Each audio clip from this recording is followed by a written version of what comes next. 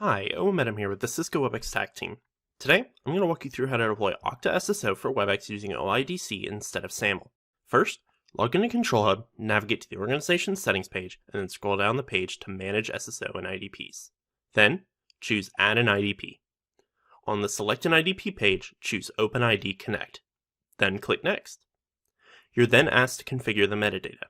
From here, copy and paste the redirect URL and then navigate to Okta in order to perform some further configurations.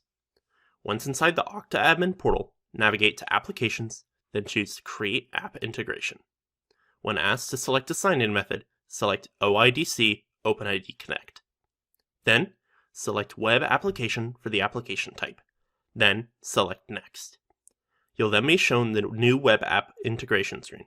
Here you can customize the settings as you want, but the key things we need to change here is the redirect URI and the assignments.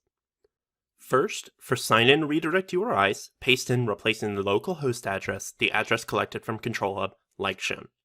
For assignments, you can select to allow all users, limit to a group, or skip.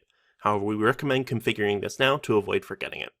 For this example, I'm going to allow all users to authenticate into Webex from Okta. Then, select Save. Once you select Save, more information will appear. Please copy out the client ID and the client secret. Once done, we have this information, we can return back to Control Hub to finish our deployment. Here, you can see we have pasted the information that we collected from Okta and pasted it into Control Hub. For the endpoint discovery URL, it's the base Okta URL of your organization with the well-known OpenID Connect configuration added to the end, like shown here. Once you complete this information, click Save to move on to the testing phase. Here, you could select Test SSO Setup to test your configuration and authenticate. If it worked, you must see a screen showing SSO succeeded. Return to the SSO Configuration tab and choose Next. If you want to configure SSO routing rules, you could do this here, or click Add. Once done, you're taken back to the Manage SSO and IDPs window and see your new SSO configuration set up.